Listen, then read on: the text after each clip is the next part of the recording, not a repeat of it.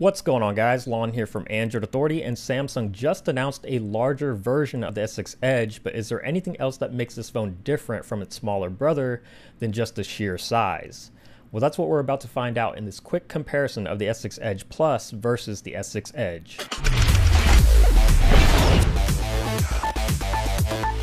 When it comes to the design, both devices sport an identical design language save for the obvious fact that the S6 Edge Plus is the bigger of the two, courtesy of its larger 5.7-inch display compared to the 5.1-inch screen on the S6 Edge. This means that the bigger sibling retains the build quality that was first introduced with the S6 and S6 Edge, featuring a sleek glass and metal unibody design. All these signature Samsung elements are found with both, including the signature home button up front, integrated with a fingerprint scanner, the volume rocker and power button to the left and right respectively, and the heart rate monitor on the back next to the camera, and the headphone jack, micro USB port, and single speaker on the bottom. Of course, the big story with both of these devices are the curved edges along the display that curve into the metal frame. While it allowed for a unique look with the S6 Edge, functionally it was somewhat limited, but that is set to change with the S6 Edge Plus, which should make it a more compelling feature instead of just being aesthetically pleasing.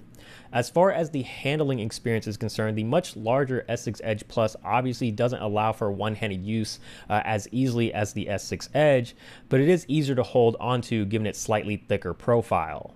The similarities continue here with both devices packing Super AMOLED displays with Quad HD resolutions.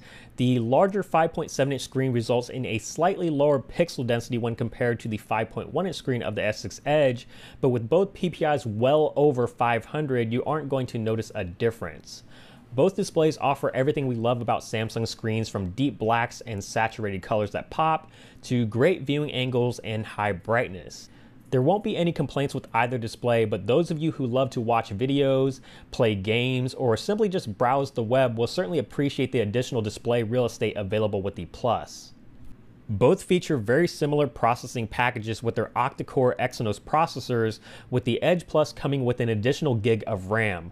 Performance was very impressive with the S6 Edge, and that should hopefully continue with its larger sibling, which might be even better with its 4 GB of RAM.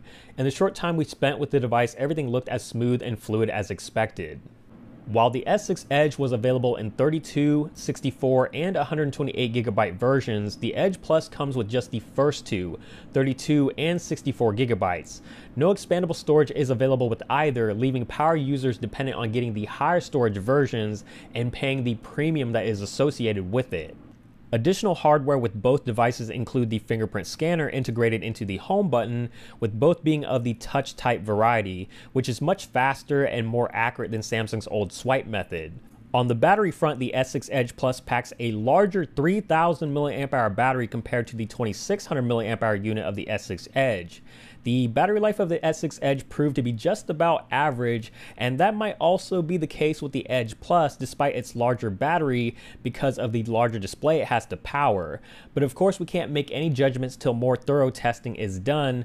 While the batteries are not replaceable, both devices also come with fast charging capabilities and are also compatible with both standards of wireless charging. The S6 Edge Plus comes with the same camera setup as the S6 Edge, with its 16 megapixel rear camera with an aperture of f1.9 and optical image stabilization, as well as a 5 megapixel wide angle lens on the front. The cameras of the S6 and the S6 Edge are widely considered some of the best in the smartphone world right now, and that continues to be the case this time around also, and we can't wait to put this camera through its paces. The S6 Edge Plus is running TouchWiz on top of 5.1.1 Lollipop, while the S6 Edge is currently on 5.0.2, but the experience is for the most part pretty much the same, with the more rounded off squared icons on the S6 Edge Plus being the only notable difference in aesthetics. This toned down version of TouchWiz is one of the reasons for the smooth performance on Samsung's current flagships, and while there is very little bloatware, Samsung did implement a few features to take advantage of the Edge glass, like People Edge, Information Stream, Edge Lighting, and Night Clock. But on the S6 Edge Plus, Samsung took things a little further by allowing user-defined applications to be added to the People Edge, and the People Edge handle can now be relocated to anywhere along the left and right edge to make it easier to reach.